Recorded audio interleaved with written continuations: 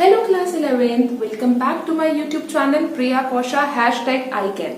तो class 11th last lecture में हमने अकाउंटिंग इक्वेशन का एक बड़ा क्वेश्चन सॉल्व किया था। इस लेक्चर में भी हम अकाउंटिंग इक्वेशन के बड़े क्वेश्चंस को ही सॉल्व करेंगे, जिसमें हम प्रीपेड एक्सपेंसेस और आउटस्टैंडिंग एक्सपेंसेस के बारे में सीखेंगे। बेटा, प्रीपेड और आउटस्टैंडिंग किसके आगे लग गया? एक्सपेंस वर्ड के आगे लगा। और एक्सपेंस का मीनिंग मैंने आप लोगों को बताया क्या होता है। हमारे जो बिजनेस का खर्चा होता है उसको हम बोलते हैं एक्सपेंस।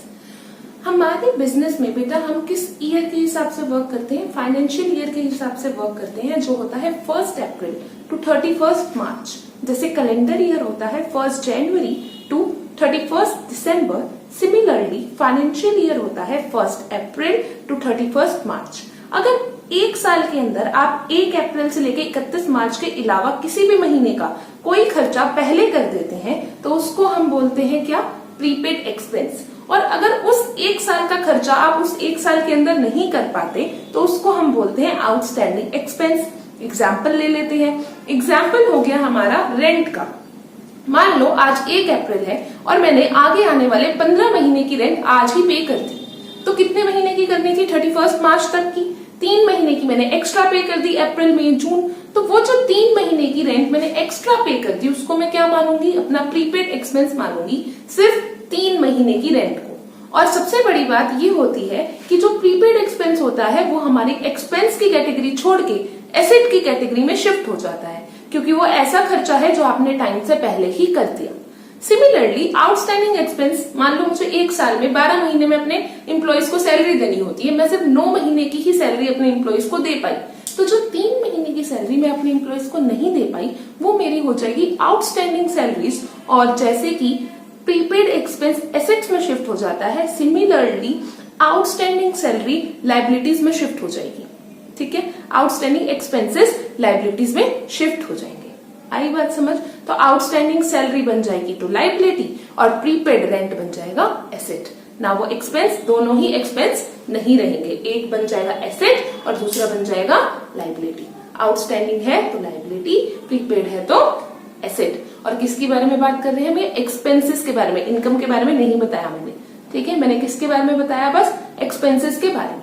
अब फटाफट अपना एक बड़ा क्वेश्चन सॉल्व करते हैं जिसमें हमें प्रीपेड एक्सपेंस और आउटस्टैंडिंग एक्सपेंस की ट्रांजेक्शन्स देखने को मिलेंगे। क्वेश्चन अब आपकी स्क्रीन पे आ जाएगा। ठीक है, शुरू करते हैं अपनी पहली ट्रांजेक्शन लिखने से। फर्स्ट लिखते हैं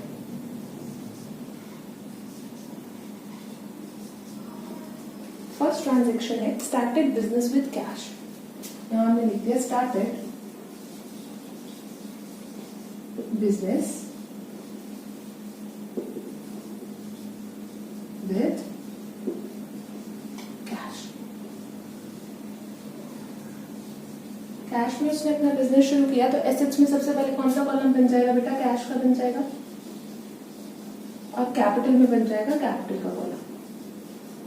ठीक है, कैपिटल के नीचे ही बन जाएगा कैपिटल का कॉलम। कितने से उसने अपना बिजनेस स्टार्ट किया है? 1 लाख रुपीज से। तो 1 लाख का आ जाएगा कैश और 1 लाख की ही क्या आ जाएगी? कैपिटल। 1 लाख की ही आ जाएगी कैपिटल। ठीक है, सेकेंड इक्वेशन देखते हैं। Paid rent in advance. Second हो गई पेड रेंट इन एडवांस। इन दोनों को मिला के ही न्यू इक्वेशन एक बार में बना लेंगे। ठीक है, पेड रेंट इन एडवांस। जब आप एडवांस में रेंट पे करते हो तो क्या होता है? प्रीपेड रेंट बनेगा बेटा। प्रीपेड रेंट अभी मैंने आपको बताया क्या होता है हमारा। प्रीपेड रेंट हमारा होता है एक तरीके का एसेट। तो यहाँ पे प्लस करके लिखेंगे प्रीपेड रेंट। ठीक है, अब बेटा अगर आप कोई खर्चा कर रहे हो, आपने उसको पहले पे कर दिया तो ऑफ कोर्स सी बात है कि आपके बिजनेस से क्या चला गया होगा? कैश चला गया होगा। 3000 रुपए की अगर आपने रेंट एडवांस में पे की है तो 3000 रुपए से जाएगा कैश और 3000 रुपए का बन जाएगा एक नया एसेट, जिसका कैपिटल पे कोई भी असर नहीं पड़ेगा। और अगर ये सिर्फ रेंट पे करते तो हम किस में से माइनस कर देते? कैपिटल में से, क्योंकि एक्सपेंस माइनस होते हैं कैपिटल में से, पर जो एसेट होते हैं वो कैपिटल में से माइनस नहीं होते। तो यहाँ हम अपनी बना लेते हैं न्यू इक्वेशन। न्यू इक्वेशन क्या बनी? न्यू इक्वेशन बनी न्यू इक्वेशन में लिखती हूँ अभी आप सबके सामने जो बनी। 1 लाख में से 3000 गए तो 97,000 का बचा कैश प्लस 3000 की आ गए बेटा प्रीपेड रेंट इक्वल टू में लाइबिलिटीज अभी हमारी कोई नहीं है और कैपिटल आ गई 1 लाख की। ठीक है, देखो अकाउंटिंग इक्वेशन हमारी सही चल रही है। थर्ड हमारा है purchase goods for cash ₹50,000 on credit ₹20,000। मैंने आपको कई बार बताया है कि अगर हम परचेजेस करते हैं क्रेडिट पे तो हमारा क्या बनता है, हमारी एक नई लाइबिलिटीज बनती है जिसको हम बोलेंगे क्रेडिटर्स, जिसको हम बोलेंगे क्रेडिटर्स। ठीक है, नई लाइबिलिटी बनते हैं। अब परचेजेस किए हैं तो इसके साथ एक एसेट भी बनेगा जो नाम क्या होगा, स्टॉक के नाम से बनेगा। तो प्लस यहाँ पे हम कर लेते हैं अपना स्टॉक, प्लस हमने कर लिया अपना स्टॉक। ठीक है, अब देखो कितने की परचेजेस की हैं। टोटल परचेजेस हुई है 70,000 की, जिसमें से 50,000 तो आपकी हुई है कैश पे।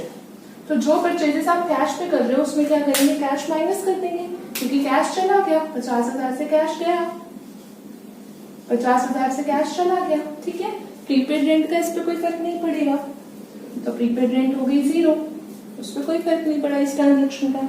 स्टॉक कितने का आ जाएगा, स्टॉक आ जाएगा 70,000 का क्योंकि 50,000 का आपने कैश पे खरीदा है और 20,000 का आपने उधार पे खरीदा है और 20,000 हम प्लस कर देंगे अपने क्रेडिटर्स के अंदर। ठीक है, कैपिटल का इस पे कोई फर्क नहीं पड़ेगा, कैपिटल पे इसका कोई फर्क नहीं पड़ेगा। ट्रांजेक्शन लिख देते हैं परचेजेस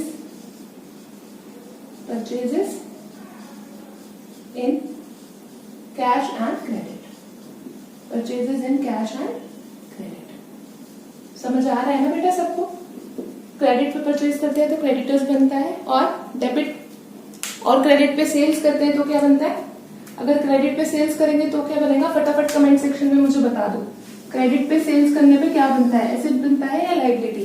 कई बार बताया मैंने, आपको आना चाहिए आप सबको। ठीक है ना, न्यू इक्वेशन अपनी ले आते हैं नीचे, न्यू इक्वेशन लाते हैं नीचे अपनी बेटा। देखो 97,000 में से 50,000 है, कितने बचे 47,000 का कैश बच गया, 3,000 के प्रीपेड एक्सपेंसेस प्लस 70,000 का स्टॉक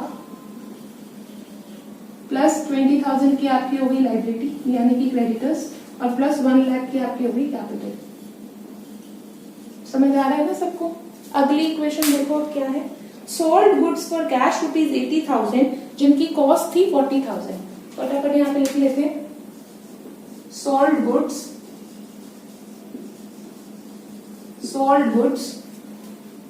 $80,000 के जिनकी वर्थ कितनी थी 40,000, जिनकी वर्थ कितनी थी 40,000। तो ये हमने सोल्ड की है बेटा किस पे, कैश पे ही बेचे हैं। ठीक है, तो यहाँ लिख देते हैं कैश। अब बेटा ध्यान से देखना, जब कैश पे आप गुड्स बेच रहे हो, 80,000 रुपए के आपने गुड्स बेचे तो ऑफकोर्स सी बात है 80,000 आपके कैश में आ जाएगा। 80,000 रुपए के गुड्स बेच रहे हो तो 80,000 रुपीज कैश में आ जाएंगे।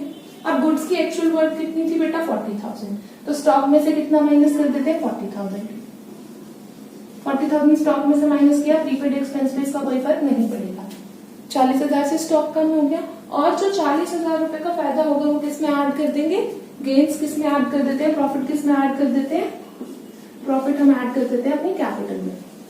तो 40,000 हमने हमारी कैपिटल में ऐड कर दिया। अब अपनी न्यू इक्वेशन फटाफट डाउन नीचे ले आते बना लेते हैं न्यू इक्वेशन। देखो क्या हो गया, 47,000 में 80,000 प्लस किया तो 7 और 8 और 4 कितना हो जाएगा 12, तो 1,27,000 रुपए का तो हो गया बेटा कैश प्लस 3,000 का क्या हो गया प्रीपेड एक्सपेंस। स्टॉक कितने का बचेगा 30,000 का बचेगा स्टॉक इक्वल टू में 20,000 के आपके बचे हुए क्रेडिटर्स प्लस 1,40,000 की आपकी हो गई कैपिटल। इतने सारे बच्चों का आंसर आ गया। चेक करो अपना आंसर, यहाँ तक मैच हो रहा है सबका, जल्दी से चेक करो यहाँ तक सबका आंसर मैच हो रहा है।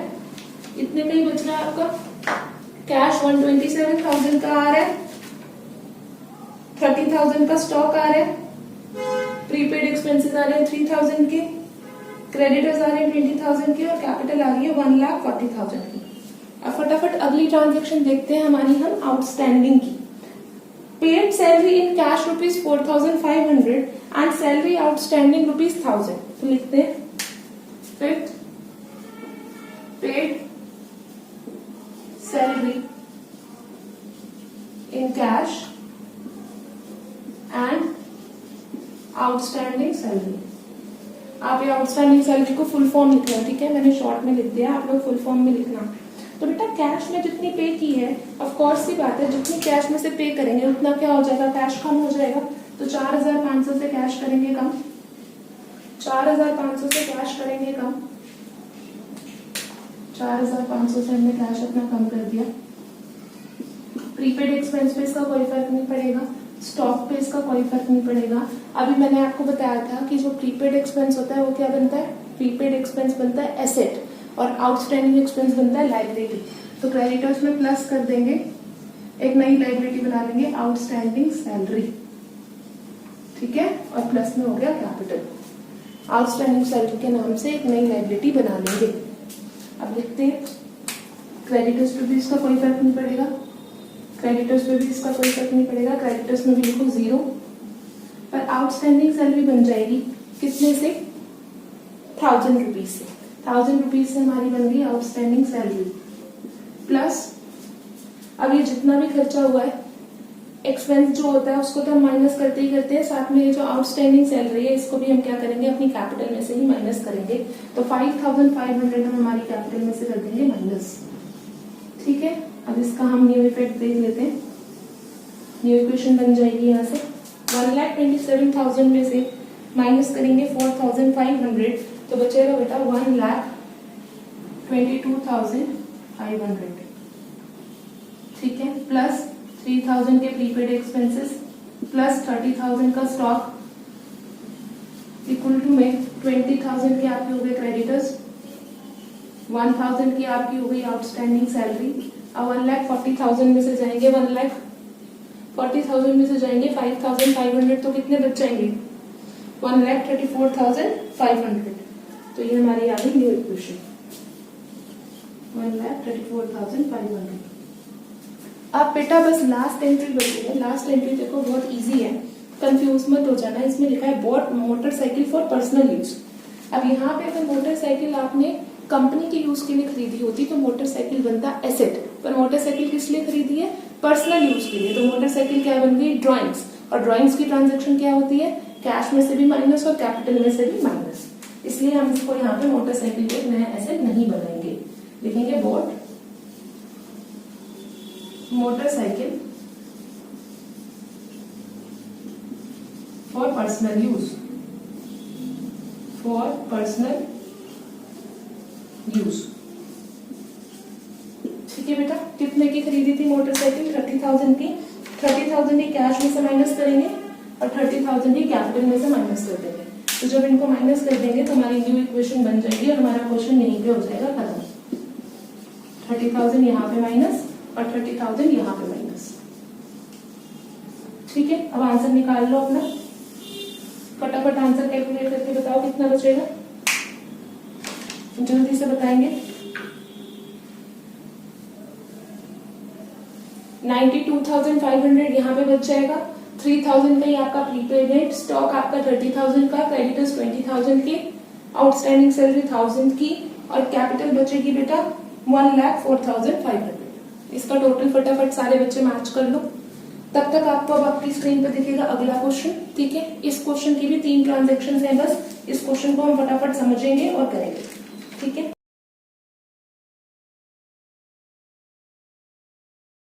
क्वेश्चन सबने अच्छे से पढ़ा, चलो नहीं पढ़ा तो मेरे साथ पढ़ो। पहली ट्रांजेक्शन है started business with cash and goods worth ₹20,000।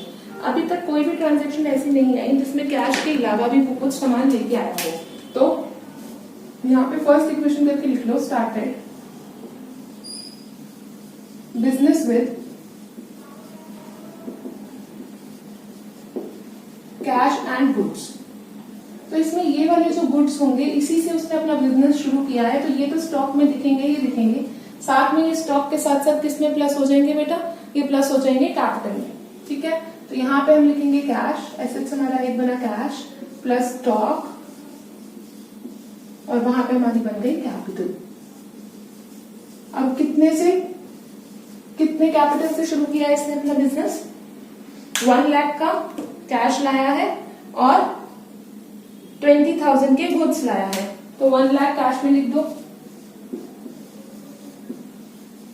Plus 20,000 stock में लिख दिया, तो 1,20,000 की हो गई कैपिटल। ठीक है बेटा, अब सेकंड ट्रांजैक्शन पढ़ते हैं फटाफट। सेकंड ट्रांजैक्शन में लिखा है sold 50% of the above goods at a profit of ₹2,000 on credit to Ram. मैंने अभी आपको बताया था कि अगर हम क्रेडिट पे सेल करते हैं, मैंने आपसे पूछा था तो क्या बनता है? डेटर। तो यहाँ पे हमारे डेटर बनेंगे। सबसे पहली बात तो यही देख लो, क्योंकि सेल की है, क्रेडिट पे की है, तो डेटर बनेंगे। अगला पार्ट में क्या कह रहे हैं? कह रहा है कि जो ऊपर के गुड्स थे उसका 50% हमने बेच दिया, तो ऊपर गुड्स कितने थे? 20,000। किसी भी चीज का बेटा 50% निकालना होता है तो बहुत इजी होता है। वर्किंग नोट बना लेंगे, ये मेरा हो गया वर्किंग नोट। ठीक है, अब हमारे गुड्स कितने के थे? 20,000 के। मुझे इसका निकालना था 50%। अभी मैं आपको करके दिखा रही हूँ, वैसे ये हम करके नहीं देखते, क्योंकि हमें पता होता है कि अगर हमें किसी भी चीज का 50% निकालना है तो उसको हम सॉल्व करेंगे तो हाफ हो जाएगा, 1/2 आ जाएगा। तो 1/2 को 20,000 से डिवाइड करेंगे तो कितना आ गया? 10,000। ठीक है बेटा, 10,000 रुपीज के गुड्स थे जो उसने बेचे, और बेचे कितने हैं? 2,000 प्रॉफिट पे, प्लस हमारा बन रहा है 2,000 का प्रॉफिट। तो टोटल हमें कितने पैसे लेने हैं राम से? 12,000 रुपए लेने हैं। शुरू करते हैं कैश में। सेकंड इक्वेशन लिख लो यहाँ पे, sold goods on credit, sold goods on credit, sold goods on credit. ठीक है बेटा, सोल्ड गुड्स ऑन क्रेडिट। कितने रुपए के गुड्स बेचे? कैश पे कुछ आएगा क्या? कैश में कुछ नहीं आएगा। क्यों नहीं आएगा कैश में? क्योंकि क्रेडिट पे बेचे, तो कैश में लिख दिया 0। 10,000 के गुड्स थे तो स्टॉक में से कर दिया 10,000 माइनस। अब डेटर में कितना प्लस करूंगी बेटा? डेटर में तो करूंगी 12,000 प्लस, क्योंकि प्रॉफिट भी तो लोगे ना आप राम से। तो टोटल हमारा डेटर कितने का बन गया? प्लस हो गया 12,000। और जो 2,000 रुपए का फायदा हो रहा है गुड्स बेचने पे, उसको हम क्या करेंगे? कैपिटल में प्लस। 2,000 रुपए का जो बेनिफिट हो रहा है उसको हम करेंगे हमारी कैपिटल में प्लस। फटाफट अपनी न्यू इक्वेशन बना लेते हैं। न्यू इक्वेशन, कैश पे कोई फर्क नहीं पड़ा, कैश 1 लाख का ही रहा। ठीक है, स्टॉक 10,000 का हो गया क्योंकि 10,000 का सामान बेच दिया। 12,000 रुपए अपने डेटर से लेने हैं। लायबिलिटी अभी कोई बनी नहीं है, और कैपिटल कितने की हो जाएगी? 1,22,000 की कैपिटल हो जाएगी, क्योंकि 2,000 का प्रॉफिट हो रहा है। इतना सबको समझ आ गया? देख लो, सबको यही आ रहा है। 1 lakh plus 10,000 plus 12,000 equal to में 1,22,000। अब अगली ट्रांजेक्शन बहुत अच्छे से समझना, वो हमारा सेकंड वर्किंग नोट बनेगा। ये फर्स्ट था, वो second working note. Ram paid 90% of his amount in full settlement. Full settlement का मतलब ये होता है कि अब आप उससे और कोई पैसा नहीं मांगोगे, आपने बस उससे 90% पैसा ले लिया और उसको कहा कि हम तेरा पूरा लोन क्या कर देंगे? माफ कर देंगे, या जो तुमने उधार लिया है उसको माफ कर देंगे। तो पहले आपको निकालना पड़ेगा कि उसने आपको कितने पैसे दिए। तो उसके लिए 12,000 का क्या निकालेंगे बेटा? 90%। तो जब आप 12,000 में 90% निकालोगे, परसेंट हटाते नीचे 100 आ जाता है, 0 से 0 कट। तो 1200 को 9 से मल्टीप्लाई करेंगे, आ जाएगा 10,800। मतलब उसने 12,000 रुपए की जगह आपको क्या दे दिए? 10,800 रुपए दे दिए, और आपने उसको 1,200 रुपए का दे दिया डिस्काउंट। 1,200 का दे दिया डिस्काउंट कि कोई बात नहीं, मत दियो तो 1,200 रुपए, हम फुल सेटलमेंट मान लेते हैं। तो थर्ड इक्वेशन बनेगी payment received from Ram, payment received from debtor, payment received from debtor. ठीक है बेटा, अब पेमेंट रिसीव्ड हो रही है तो कौन सी बात है? कैश आप इंक्रीज करोगे। कितने से कैश इंक्रीज करेंगे? 10,800 से। पूरे 12,000 से क्यों नहीं किया? क्योंकि पूरे 12,000 उसने हमें पे ही नहीं किए। स्टॉक पे इसका कोई फर्क नहीं पड़ेगा। अब बेटा फुल सेटलमेंट में बोला था ना कि अब राम से तो हम कुछ पैसा ले ही नहीं सकते, तो पूरे के पूरे 12,000 रुपए का क्या कर देंगे? राम को खत्म कर देंगे अपने अकाउंट्स में से। पर अब दिख रहा है हमें कि 1,200 रुपए का तो दिख रहा है फर्क, तो जो डिस्काउंट देते हैं वो एक तरीके का क्या हो जाता है? एक्सपेंस। तो डिस्काउंट को यहाँ पे कर देंगे कैपिटल में से 1,200 रुपए माइनस। हमारी अब आ जाएगी न्यू और फाइनल इक्वेशन। यहाँ हमारा क्वेश्चन हो जाएगा खत्म। देख लेते हैं क्या इक्वेशन बनती है। 1 लाख में 10,800 प्लस कर दिया तो कैश कितने का हो गया 1,10,800 का।